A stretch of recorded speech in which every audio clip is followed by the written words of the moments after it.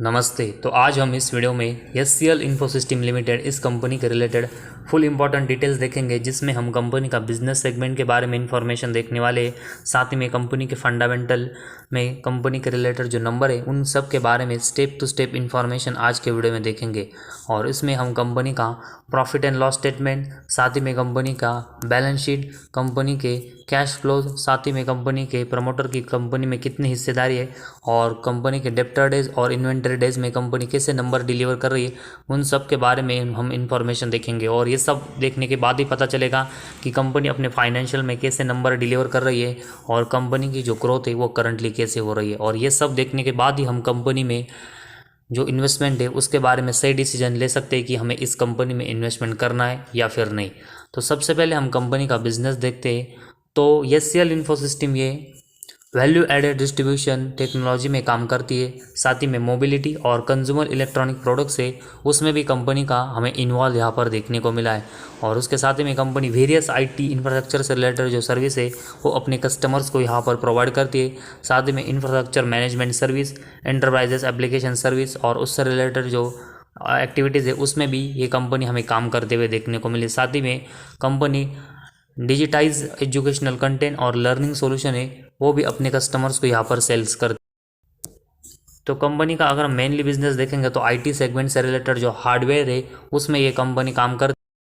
और IT segment के बारे में अगर हम देखेंगे तो एक अच्छा बिजनेस माना जाता है और एक ग्रोइंग बिजनेस माना जाता है, जिस वजह से इन्वेस्टमेंट के लिए ये सेगमेंट है वो बहुत ही अट्रैक्टिव होता है। लेकिन इसके साथ ही में इस बिज़नेस में कंपनी के फाइनेंशियल और बिजनेस में कैसा परफॉर्मेंस है वो भी हमें देखना पड़ेगा, तभी हम कंपनी के बारे में पूरा ओपिनियन यहाँ पर बना पाएंगे। तो सबसे पहले हम कंपनी का मार्केट कैप देखेंगे तो 672 करोड़ का है। तो एक बहुत ही छोटा मार्केट कैप कंपनी का है। और इसी वजह से अगर किसी भी कंपनी के अगर हम बारे में देखेंगे तो स्मॉल कैप और मिड कैप से रिलेटेड किसी कंपनी का यहाँ पर मार्केट कैप होता है तो उनमें हमें बहुत ही रिस्क यहाँ पर देखने को मिलती है, क्योंकि उनका परफॉर्मेंस है वो बहुत ही ऊपर नीचे होता है, जिस वजह से बहुत ही बड़ी रिस्क है वो हमें इन कंपनी में यहाँ पर देखने को मिलती है। और ऐसा ही हमें इस कंपनी के बारे में भी देखने को मिल सकता है।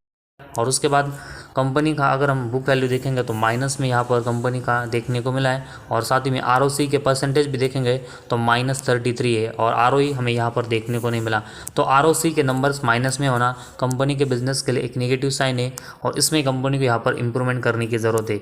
और उसके बाद कंपनी का हम प्रॉफिट एंड लॉस स्टेटमेंट के बारे में इंफॉर्मेशन देखते हैं, जिसमें हम सबसे पहले कंपनी का सेल्स देखेंगे तो मार्च 18 में कंपनी का सेल्स 3500 करोड़ का था। इसके अगले साल देखेंगे तो ये बढ़कर 3800 करोड़ का हुआ। लेकिन इसके बाद देखेंगे तो कंसिस्टेंट कंपनी के सेल्स में गिरावट देखने को मिली और ये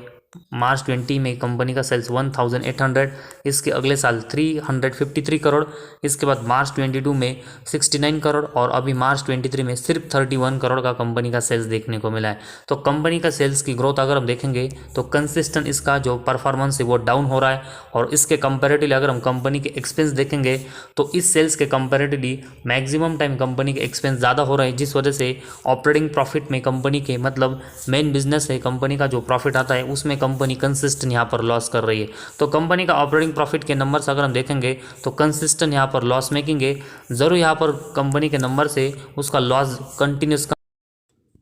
लेकिन इसके साथ ही में सेल्स के नंबर्स भी देखेंगे तो वो भी कंसिस्टेंट यहाँ पर डाउन हो रहे हैं। और इसी वजह से ऑपरेटिंग प्रॉफिट के नंबर से वो उसका लॉस ज़रूर कम हो रहा है, लेकिन वो कंसिस्टेंट लॉस में है। और जिस तरह सेल्स के नंबर कंसिस्टेंट कम हो रहे हैं उस वजह से हमें आने वाले समय में ऑपरेटिंग प्रॉफिट के नंबर्स का जो लॉस है वो ज़रूर कम होते हुए देखने को मिलेगा, लेकिन वो हमें लॉस में ही ज़्यादातर देखने को मिल सकता है, जिस तरह कंपनी के सेल्स में अभी नंबर देखने को मिले। तो जिस तरह कंपनी के सेल्स और ऑपरेटिंग प्रॉफिट में कंपनी के नंबर कंसिस्टेंट डाउन हो रहे, उस वजह से कंपनी के बाकी के सेगमेंट जैसे कि कंपनी का operating profit margin, net profit और अर्निंग पर शेयर के नंबर से वो भी हमें कंसिस्टेंट डाउन होते हुए देखने को मिल सकते और लॉस मेकिंग देखने को मिल सकते। और उसके बाद कंपनी का ऑपरेटिंग प्रॉफिट मार्जिन के नंबर्स देखेंगे तो कंसिस्टेंट इसमें भी कंपनी यहाँ पर सभी साल में अगर हम देखेंगे तो लॉस कर रही है, तो इसमें भी कंपनी के नंबर्स बहुत ही निगेटिव है। और उसके बाद कंपनी का नेट प्रॉफिट देखेंगे तो मार्च 18 में कंपनी 800 करोड़ के लॉस में थी, जो कि इसके बाद कंसिस्टेंट कंपनी लॉस में रही। ज़रूर मार्च 22 में कंपनी का नेट प्रॉफिट है वो प्लस में आया, लेकिन फिर से मार्च 23 में कंपनी 39 करोड़ के लॉस। और ऐसा ही परफॉर्मेंस कंपनी के अर्निंग पर शेयर में भी देखने को मिला, जिसमें कंपनी के नंबर से वो कंसिस्टेंट मैक्सिमम टाइम लॉस कर रहे। और उसके साथ ही में अगर हम कंपनी का डिविडेंड पे आउट देखेंगे तो कंपनी ने 0 डिविडेंड पे आउट है वो अपने शेयर होल्डर के लिए दिया है, जो कि एक बहुत ही ये भी नेगेटिव साइन हमें देखने को मिला है। तो और प्रॉफिट एंड लॉस स्टेटमेंट में एचसीएल इन्फोसिस्टम इस कंपनी का जो परफॉर्मेंस है उसमें अगर हम सबसे इंपॉर्टेंट देखेंगे तो सेल्स की ग्रोथ यहाँ पर कंसिस्टेंट डाउन हो रही है, और इसी वजह से देखेंगे तो कंपनी का operating profit margin, net profit और अर्निंग पर शेयर, इन सभी सेगमेंट में कंपनी के नंबर्स है वो कंसिस्टेंट डाउन हो रहे हैं, और नेट प्रॉफिट और अर्निंग पर शेयर में company consistent loss making performance कर रही है। और किसी भी कंपनी का जो शेयर है वो उसी मल्टीप्लाई में ट्रस्टली बढ़ता है जिस मल्टीप्लाई में कंपनी के नेट प्रॉफिट और अर्निंग पर शेयर के नंबर बढ़ते हैं, लेकिन इन दोनों में कंपनी कंसिस्टेंट लॉस कर रही है, जिस वजह से कंपनी का जो शेयर है वो अभी तो कंटिन्यूस यहाँ पर अप साइड में जा रहा है, लेकिन वो ट्रस्टली बढ़ते हुए देखने को नहीं मिल सकता क्योंकि कंपनी नेट प्रॉफिट और अर्निंग पर शेयर में यहाँ पर कंसिस्टेंट लॉस कर रही है। और उसके बाद कंपनी के बैलेंस शीट में नंबर देखेंगे, इसके बाद कंपनी के रिजर्व अगर हम देखेंगे तो पिछले 4 साल से कंसिस्टेंट लॉस में, और उसके कंपेरेटिवली अगर हम देखेंगे तो कंपनी के ऊपर अभी 355 करोड़ का बोरंग्स है। तो कंपनी का जो बोरंग्स है वो कंसिस्टेंट ज़रूर कम हो रहा है, लेकिन अभी भी कंपनी के ऊपर जितना बोरंग्स है उसके कंपेरेटिवली अगर हम रिजर्व कंपेरिजन करके देखेंगे तो कंपनी की बैलेंस शीट वो अभी भी हमें बहुत ही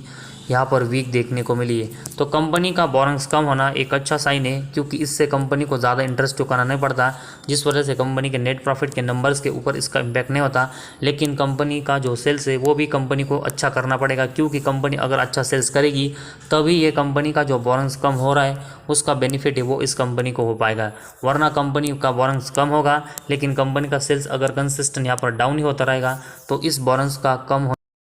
कोई बेनिफिट है वो इस कंपनी का नहीं होगा, और कंपनी ऐसा ही डाउनफॉल में परफॉर्मेंस करती रहेगी। और उसके बाद कैश फ्लोज कंपनी के देखेंगे तो कंपनी का जो नेट कैश फ्लो है वो पिछले 6 साल से देखेंगे तो कंसिस्टेंट हमें लॉस मेकिंग देखने को मिले, और किसी भी loss making cash flow company का जो ग्रोथ है वो ज़्यादा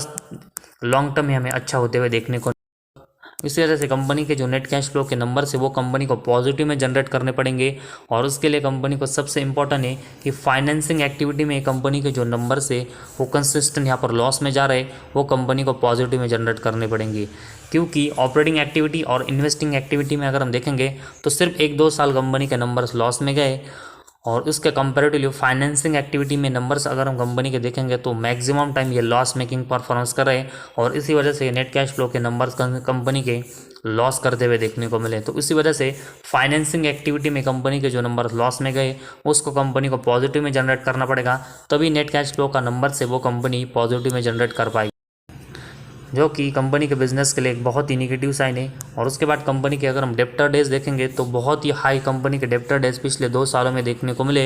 लगभग 300 डेज के आसपास रह गए। तो किसी भी कंपनी के डेप्टर डेज अगर बहुत ही हाई होते हैं तो इस कंपनी के बिजनेस के लिए एक बहुत ही निगेटिव साइन होता है, क्योंकि अगर डेप्टर डेज बहुत ही हाई होता है उसका मतलब कंपनी को अपने डेप्टर से पेमेंट लेने में बहुत ही ज़्यादा समय लगता है, जिसकी वजह से कंपनी के पास जल्दी कैश नहीं आ पाता, जो कि इस कंपनी के बारे में अभी हमें देखने को मिला है। और उसके बाद इन्वेंट्री अगर हम देखेंगे तो कंपनी के नंबर से वो अभी हमें कम देखने को मिले, तो इसमें कंपनी ने एक अच्छी इंप्रूवमेंट की, लेकिन इसके साथ ही में डेप्टर डेज में भी कंपनी को अच्छी इंप्रूवमेंट करने की ज़रूरत है। और उसके बाद शेयर होल्डिंग पैटर्न कंपनी का देखेंगे तो कंपनी के प्रमोटर के पास 60% से भी ज़्यादा की हिस्सेदारी है, तो कंपनी के मेजोरिटी स्टेक है वो प्रमोटर के पास होना एक अच्छा साइन है। इसके बाद एफआईज की अगर हम हिस्सेदारी इस कंपनी में देखेंगे तो 0.16 है, और उसके साथ ही में डीआईएस की हिस्सेदारी देखेंगे तो इस कंपनी में कंसिस्टेंट यहाँ पर कम हो रही है, और अभी मार्च 23 में तो ये हमें 0 देखने को मिली। तो डीआईएस की हिस्सेदारी कंपनी में कम होना एक निगेटिव साइन होता है, और ये और एक निगेटिव पॉइंट है वो इस कंपनी के लिए हमें देखने को, लेकिन इसके कंपैरेटिवली अगर हम देखेंगे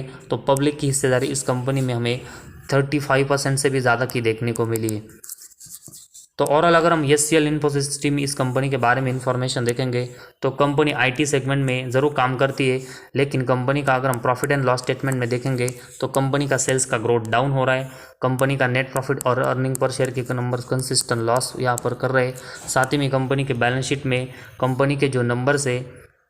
उसमें रिजर्व लॉस मेकिंग है, और उसके कंपेरेटिवली कंपनी के ऊपर बड़ा बोरंग्स है जो कि कंपनी के बैलेंस शीट को बहुत ही वीक कर रहा है। साथ ही में कैश फ्लो कंपनी के